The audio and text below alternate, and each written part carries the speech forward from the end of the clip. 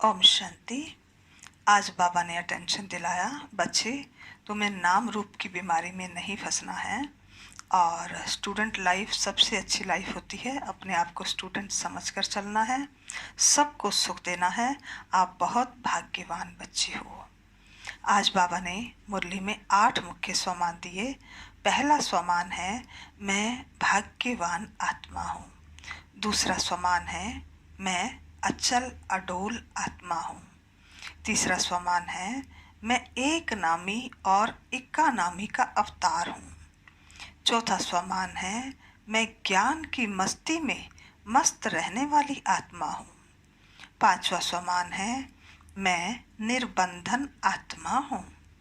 छठा स्वमान है मैं आत्मा कर्म योगी हूँ। सातवां स्वमान है I am in the student life is the best life. आठवां स्वमान है मैं सुख स्वरूप आत्मा हूँ। ओम शांति। आज 22 अप्रैल 2020 के साकार बाबा के महावाक्य हैं। बाबा बोले, मीठे बच्चे, तुम्हें अभी नाम रूप की बीमारी से बचना है। उल्टा खाता नहीं बनाना है, एक बाप की याद में रहना है। बाबा ने प्रश्न पूछा, भाग्यवान बच्चे किस मुख्य पुरुषार्थ से अपना भाग्य बना लेते हैं? उत्तर है, भाग्यवान बच्चे सबको सुख देने का पुरुषार्थ करते हैं। मनसा वाचा कर्मणा किसी को दुख नहीं देते हैं। शीतल होकर चलते हैं तो भाग्य बनता जाता है। तुम्हारी ये स्टूडेंट लाइफ है, तुम्हें अब घुटके नहीं खाने हैं, अपार खुशी में रहना है। आज का गीत है, तुम ही हो माता पिता, तुम ही हो बंधु सखा, तुम ही हो। ओम शांति। सभी बच्चे मुरली सुनते हैं। जहाँ भी मुरली जाती है सब जानते हैं कि जिसकी महिमा गाई जाती है वह कोई साकार नहीं है, निराकार की महिमा है। निराकार साकार द्वारा अभी सम्मुख मुरली सुन रहे हैं। ऐसे भी कहेंगे अभी हम आत्मा उन्हें देख रहे हैं। आत्मा बहुत सूक्ष्म है, इन आँखों से देखने में नहीं आती। भक्ति मार्ग में भी जानते हैं हम आत्मा सूक्ष्म है, परंतु पूरा रहस्य बुद्धि में नहीं है कि आत्मा है क्या। परमात्मा को याद करते हैं, परंतु वह है क्या यह दुनिया नहीं जानती। तुम भी नहीं जानते थे। अभी तुम बच्चों को यह निश्चय है कि यह कोई लौकिक टीचर व संबंधी भी नहीं। जैसे सृष्टि में और मनुष्य हैं वैसे यह दादा भी था। तुम भी जब महिमा गाते थे, तमेव माता च पिता तमेव, तमेव बंधु च सखा तमेव, तो समझते थे कि परमात्मा ऊपर में है। अभी बाप कहते हैं मैंने इसमें प्रवेश किया है, मैं वही इसमें हूँ। आगे तो बहुत प्रेम से तुम महिमा गाते थे, डर भी रखते थे। अभी तो वह यहाँ इस शरीर में आए हैं। जो निराकार था वह अब साकार में आ गया है।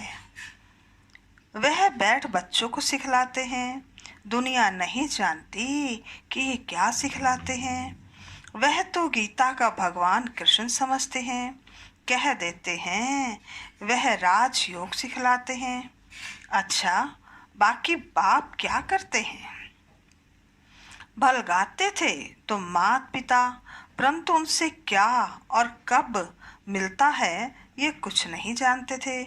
गीत सुनते थे तो समझते थे कृष्ण द्वारा राजयोग सीखा था, वे फिर कब आकर सिखलाएंगे यह भी ध्यान में आता होगा। इस समय यह वही महाभारत लड़ाई है तो जरूर कृष्ण का समय होगा। जरूर वही हिस्ट्री ज्योग्राफी रिपीट होनी चाहिए। दिन प्रतिदिन समझते जाएंगे।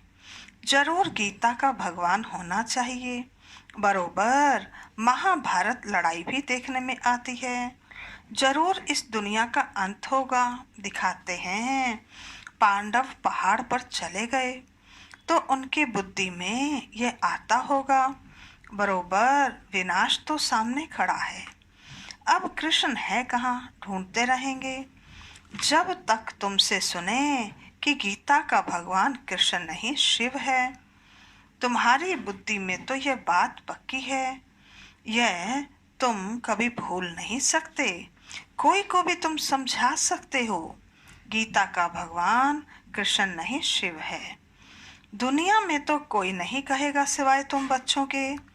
अब गीता का भगवान राजयोग सिखलाते थे तो जरूर इससे सिद्ध होता है कि नर से नारायण बनाते थे। तुम बच्चे जानते हो भगवान हमको पढ़ाते हैं, बरोबर नर से नारायण बनाते हैं। इन लक्ष्मी नारायण का स्वर्ग में राज्य था ना, अभी तो वह स्वर्ग भी नहीं है तो नारायण भी नहीं है, देवताएं भी नहीं हैं, चित्र हैं जिससे समझते हैं यह होकर गए हैं। अभी तुम समझते हो इन्हों को कितने वर्ष हुए। तुमको पक्का मालूम है आज से 5000 वर्ष पहले इन्हों का राज्य था। अभी तो है अंत, लड़ाई भी सामने खड़ी है। जानते हो बाप हमको पढ़ा रहे हैं, सभी सेंटर्स में पढ़ते भी हैं तो पढ़ाते भी हैं। पढ़ाने की युक्ति बड़ी अच्छी है, चित्रों द्वारा समझानी मिल सकेगी। मुख्य बात है गीता का भगवान शिव व कृष्ण, फर्क तो बहुत है। सदगतिदाता, स्वर्ग की स्थापना करने वाला अथवा आदि सनातन देवी देवता धर्म की फिर से स्थापना करने वाला शिव या कृष्ण। क्वेश्चन मार्क पूछा बाबा ने, बताओ। मुख्य है ही 3 बातों का फैसला, इस पर ही बाबा जोर देते हैं। बल ओपिनियन लिख कर देते हैं कि ये बहुत अच्छा है, परंतु इससे कुछ भी फायदा नहीं। तुम्हारी जो मुख्य बात है उस पर जोर देना है। तुम्हारी जीत भी है इसमें। तुम सिद्ध करके बतलाते हो भगवान एक होता है। ऐसे नहीं कि गीता सुनाने वाले भी भगवान हो गए।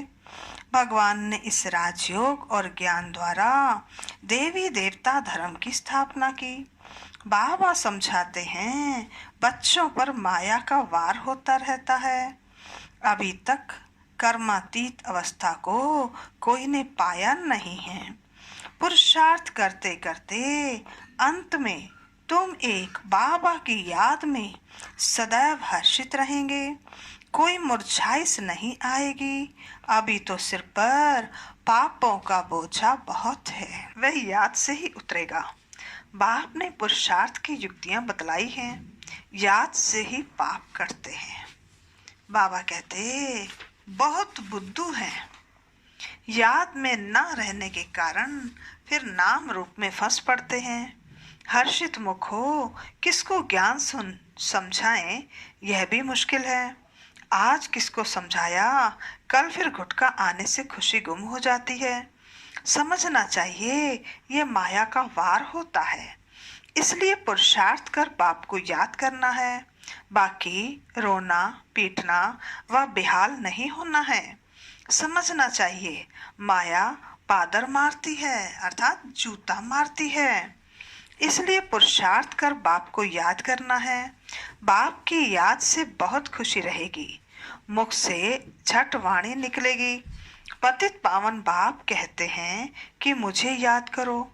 मनुष्य तो एक भी नहीं जिसको रचता बाप का परिचय हो।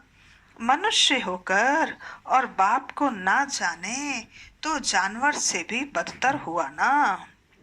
गीता में कृष्ण का नाम डाल दिया है तो बाप को याद कैसे करें, यही बड़ी भूल है जो तुमको समझानी है। गीता का भगवान शिव बाबा है, वही वर्षा देते हैं।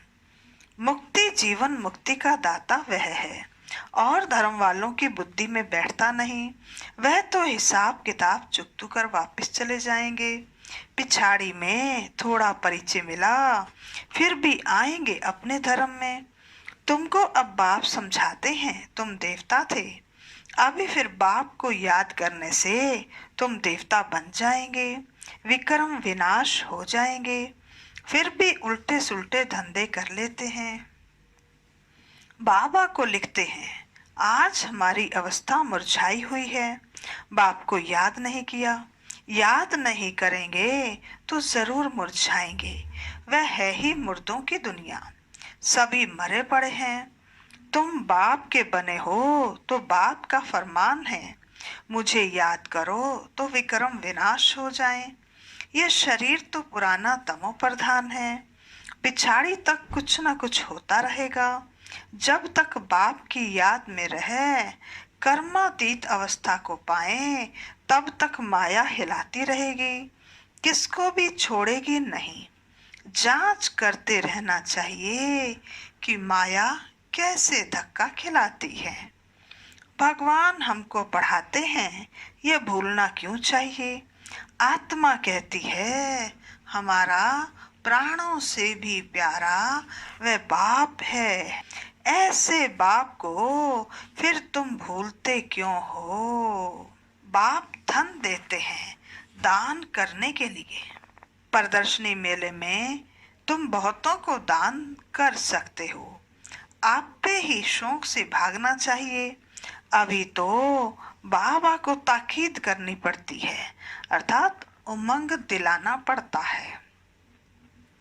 जाकर समझाओ, उसमें भी अच्छा समझा हुआ चाहिए। देह अभिमानी का तीर लगेगा नहीं। तलवारें भी अनेक प्रकार की होती हैं, तुम्हारी भी योग की तलवार बड़ी तीखी चाहिए। सर्विस का उल्लास चाहिए, बहुतों का जाकर कल्याण करें। बाप को याद करने की ऐसी प्रैक्टिस हो जाए जो पिछाड़ी में सिवाय बाप के और कोई याद न पड़े, तब ही तुम राजाई पद पाएंगे। अंत काल जो अल्फ को सिमरे और फिर नारायण को सिमरे, बाप और नारायण को ही याद करना है, अर्थात बाप और वर्षे को ही याद करना है। परंतु माया कम नहीं है, कच्चे तो एकदम ढेर हो पड़ते हैं। उल्टे कर्मों का खाता तब बनता है जब किसी के नाम रूप में फंस पड़ते हैं। एक दो को प्राइवेट चिट्ठियां लिखते हैं, देहधारियों से प्रीत हो जाती है तो उल्टे कर्मों का खाता बन जाता है। बाबा के पास समाचार आते हैं, उल्टा सुल्टा काम कर, फिर कहते हैं बाबा हो गया। अरे खाता उल्टा तो हो गया ना, यह शरीर तो पतित है, उनको तुम याद क्यों करते हो।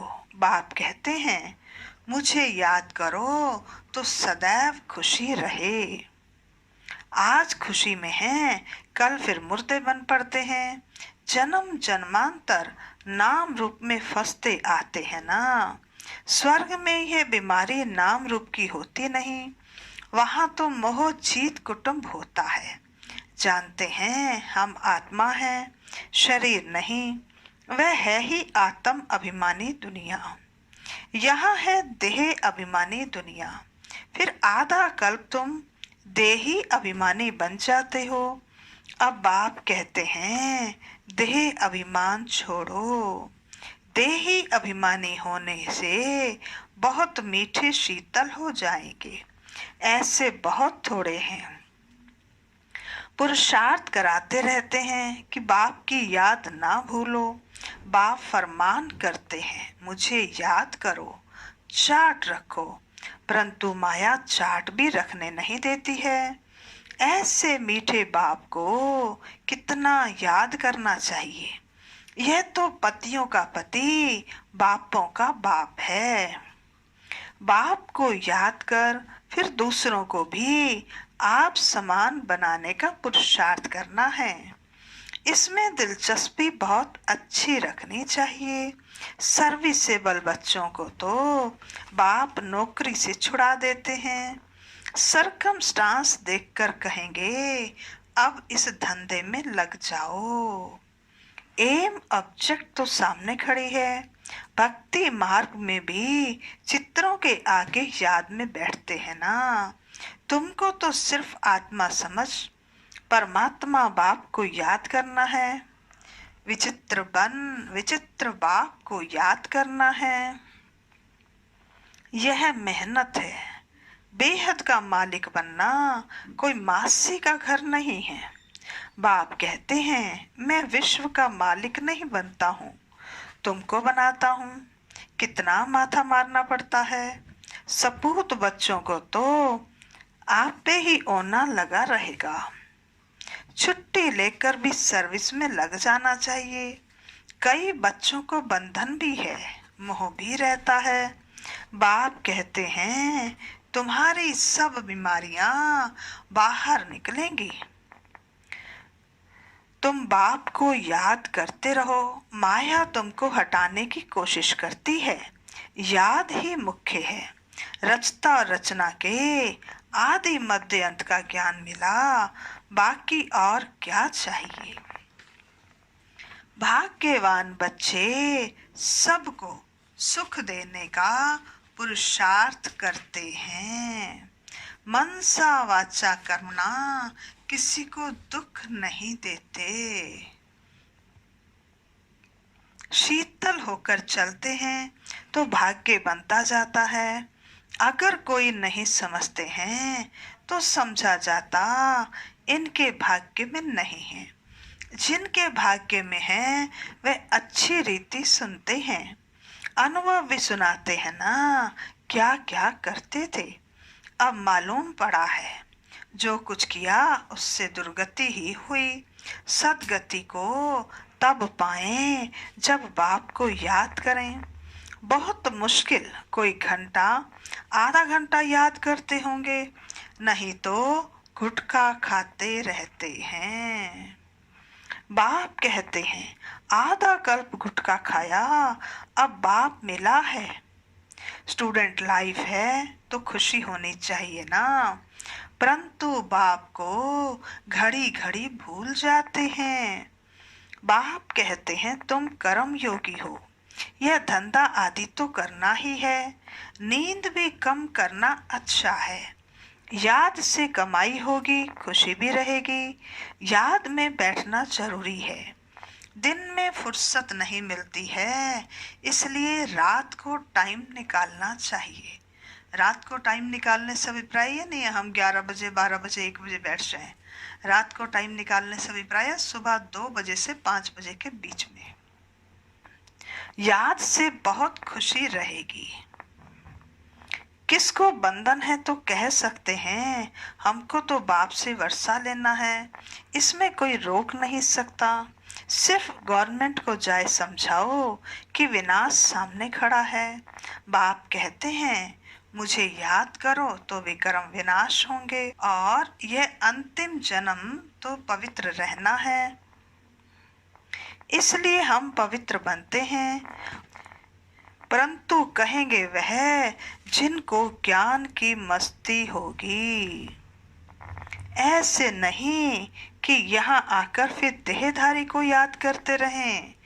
देह अभिमान में आकर लड़ना झगड़ना जैसे क्रोध का भूत हो जाता है। बाबा क्रोध करने वाले की तरफ कभी देखते भी नहीं। सर्विस करने वालों से प्यार होता है। देह अभिमान की चलन दिखाई पड़ती है। गुलगुल तब बनेंगे जब बाप को याद करेंगे। मूल बात है यह।